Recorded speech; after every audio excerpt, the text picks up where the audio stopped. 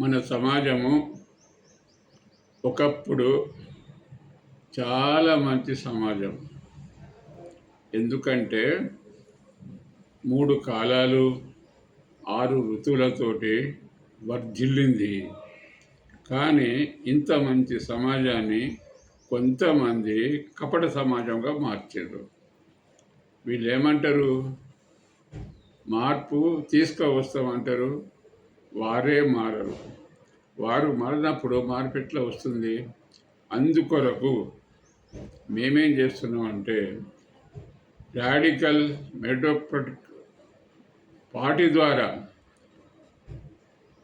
పరివర్తన పరమాత్మని ఆహ్వానిస్తున్నాము.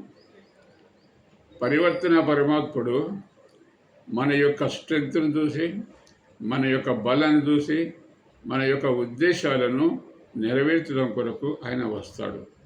కనుక ప్రజలు ఎలాంటి మార్పు కోరుకుంటున్నారో అలాంటి మార్పులు కోరుకున్నట్టయితే ఈ మతాలన్నీ మారిపోతాయి, కులాలన్నీ మారిపోతాయి, బీదవాళ్ళు గొప్పలు అయిపోతారు, దరిద్రులంతా ధనవంతులు అయిపోతారు. ఎందుకంటే పరివర్తన పరమాత్ముడు అన్నిటికీ ఆధారము.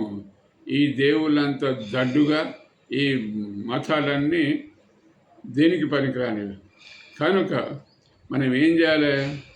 ఇప్పటి నుంచే పరివర్తన పరమాత్ముడు రావాలని చెప్పి ఆయనకు భజనలు చేస్తూ, ఆయన పాటలు పాడుతూ, ఆయన వస్తుండని నృత్యం చేస్తూ, అదేవిధంగా ఒక కళారూపాన్ని కనిపెట్టాలి.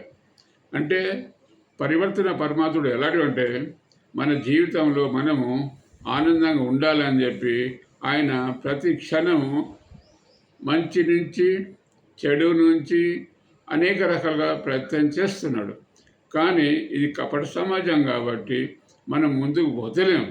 అందుకొరకు ఈ కపట సమాజాన్ని ఒక సత్య మార్గంలో నడిపించాలి అంటే మనం అందరం ఒకటిగా ముందుకు రావాలి. అదేవిధంగా రాడికల్ మెరిటోక్రాటిక్ పార్టీని మీరందరూ ఆశీర్వదించాలి అని వేడుకుంటున్నాం.